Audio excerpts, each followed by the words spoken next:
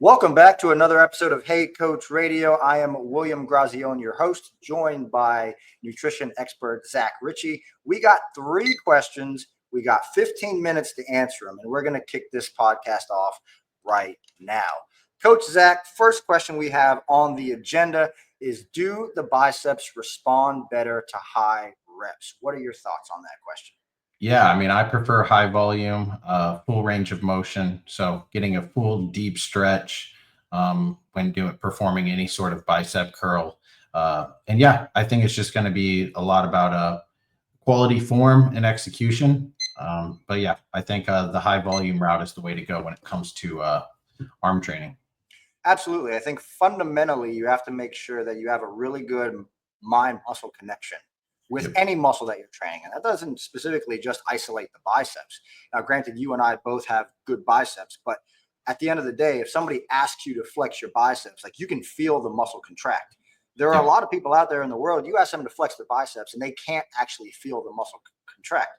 What does that tell you? No mind to muscle connection. Right. And so if you can just practice that, if you want to grow big biceps, if you're a guy or a gal out there, you want to grow big biceps, you want to grow big glutes, hamstrings, quads, triceps, chest, calf, back, whatever it is, learn how to actually contract and stretch that muscle. And you will be able to take it to a place close to muscular failure, which is ultimately going to be extremely important in regards to your body having an adaptation stimulus to help that muscle grow. I want to highlight a couple things with regards to the bicep. Have you ever seen somebody over curl? Like, they curl beyond this axis of rotation, right? Yep. And then the muscle almost goes limp. Have you ever seen that before? Oh, yeah. Oh, yeah. Yeah. And so if we're in the gym training, right, and we're seeing somebody over curl to the point where, like, the muscles no longer under tension, I always tell people, only curl to the peak contraction. Where you can feel like the biceps about to essentially cramp up, and then slowly lower the weight back down to a maximal stretch position, which obviously the scientific literature is highly in favor of reaching a full stretch. And again, that's for whatever muscle group you happen to be training. I don't know. Have you seen that new quad pad that came out? I'm not sure what you're talking about. No. So it's a genius idea. But basically, on like these, like the Nautilus machines and the hammer strength machines and a lot of these commercial quality leg extensions, normally the hardest part is like getting a really good stretch all the way at the bottom, right? Yep. So some of them will even stop you before that stretch gets to a point where, your calf comes close to your hamstring. Oh, you're talking about adding the extra pad attachment to it. So yeah, I actually use that. You seen that thing? Yeah, it's pretty cool, right? Yeah, it just gives you a deeper stretch at the bottom of the movement.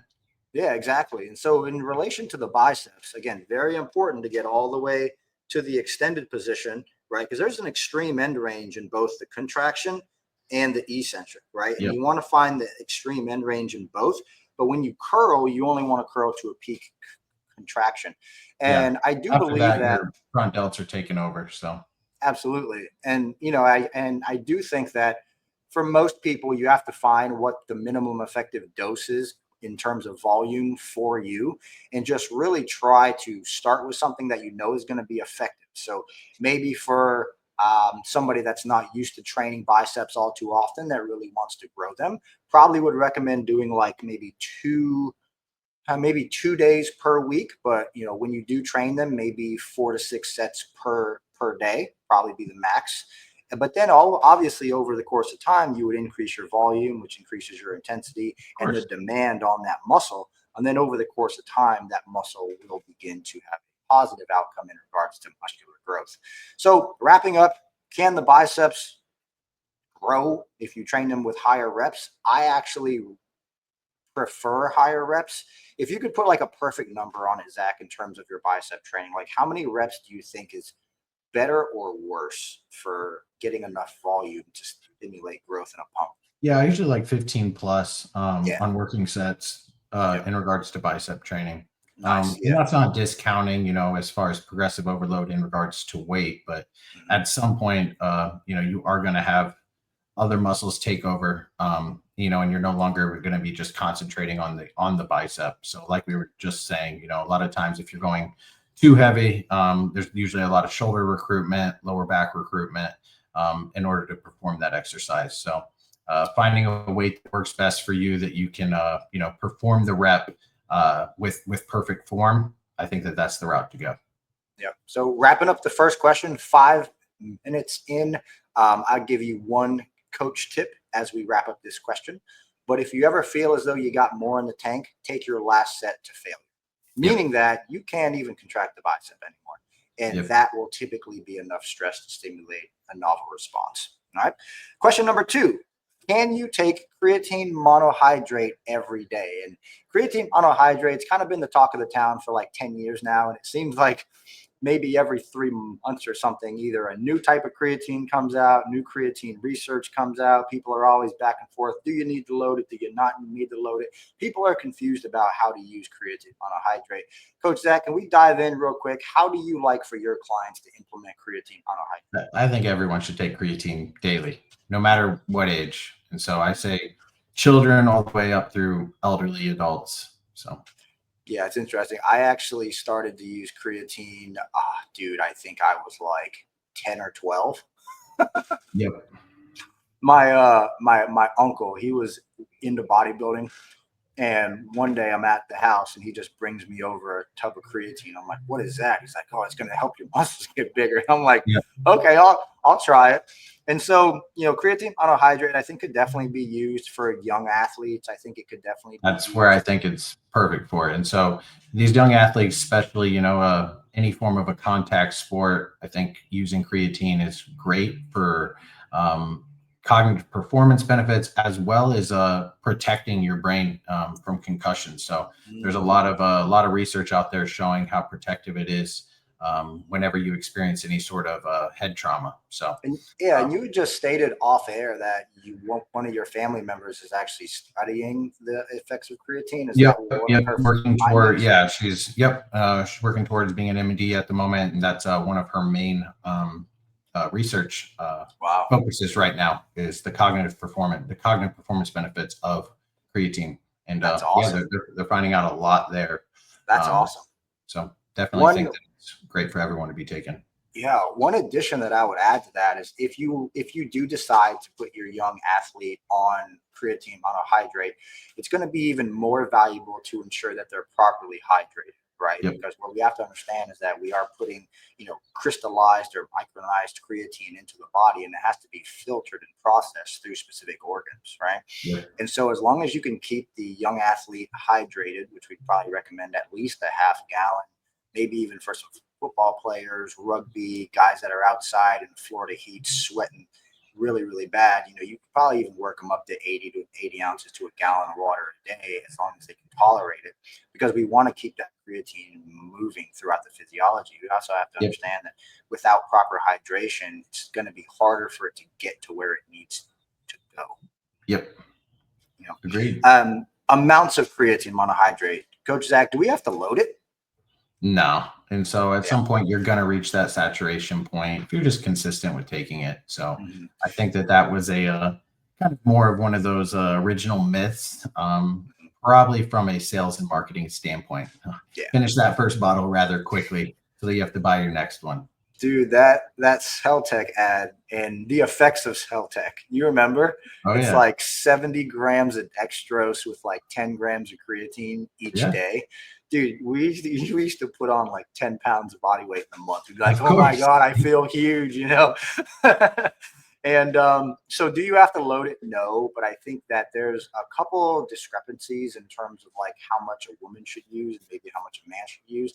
Granted, some of the newer research coming out with regards to cognitive enhancement with creatine monohydrate does show that, hey, if you use 10 to 15 grams after a really poor night's sleep, you may not suffer some of the psychological decrements that you would have the following day if you happen to load creatine that morning. And Yep. so I think that there's some good evidence to support why you could go higher. But I think that if you go that high, you're going to reach full saturation much faster, and thus probably could back the dose down to like 3 to 5 grams if you're a smaller gal, and maybe 4, 5, 6, 7, 8 grams if you happen to be a more muscular guy like Zach. right? Yep. I can tell you that I feel the benefits only on 5 grams a day. And as long as I'm using about 5 grams a day for a couple of weeks in a row, I get the benefit. The benefit being a little bit more endurance in the gym, you know, my mindset, my ability to work a little bit sharper, less distracted. And then also some individuals happen to be hyper responders with regards to creatine monohydrate. So they look more vascular, they look more full, the muscle bellies in and of themselves just look rounder. And then you have a small subset of the population that doesn't really respond all that well to creatine monohydrate. Granted, they could still potentially get some of the benefits, such as increased endurance inside of the gym. So even if it meant, hey, Eric, hey, Eric, if you can bench 185 for 10 reps right now, you use creatine for a couple of weeks, chances are you'll probably be able to squeak out 11, 12, or 13 reps over the course of a month. And that is substantial. I mean, that would be clinically effective in terms of, is the supplement, validated, and is it clinically effective? Is it going to help you achieve a specific thing? And so I think creatine monohydrate should be strongly considered for every human being out there, especially for those out there that may be vegans or, live a vegetarian lifestyle. Question number 2, done in 11 minutes. We got 4 minutes to go. And this is what is the most important nutrient for CrossFitters and hybrid athletes?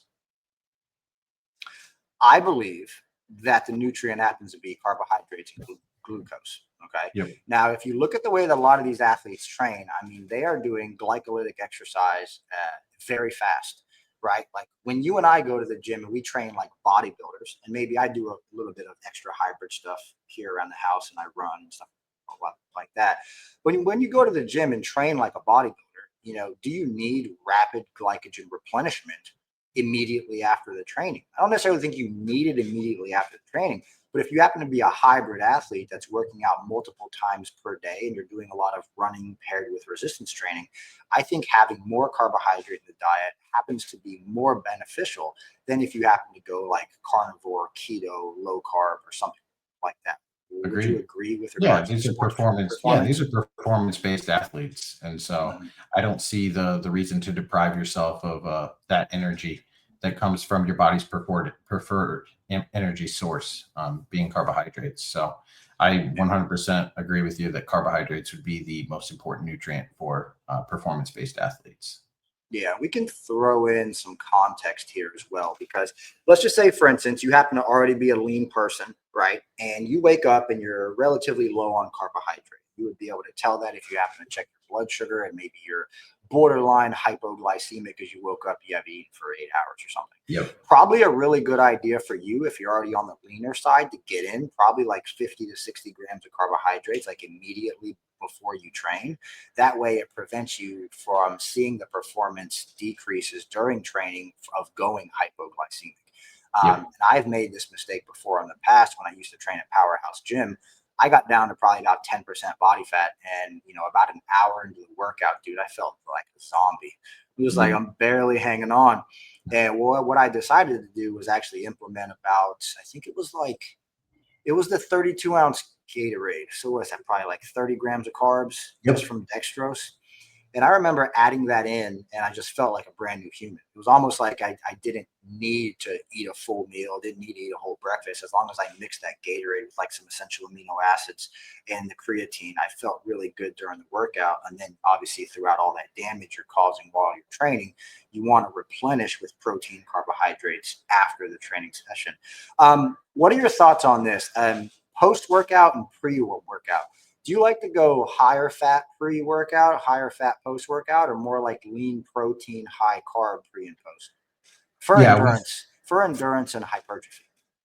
For endurance and hypertrophy. And so for hypertrophy and let's say physique-based athletes, don't really feel as though there's a need for either in regards to, much aside from, let's say, trace amounts. But for more of a performance-based athlete, specifically if they're doing more endurance work, so let's say it's going to be a long workout or they are just an endurance-based athlete, then yes, I think it'd be very important to have prior to their event, some fats that they digest very well. That aren't going to cause any GI distress, but may slow down the digestion of the carbohydrates. Yeah. What's your favorite carbohydrate source for like pre and post training?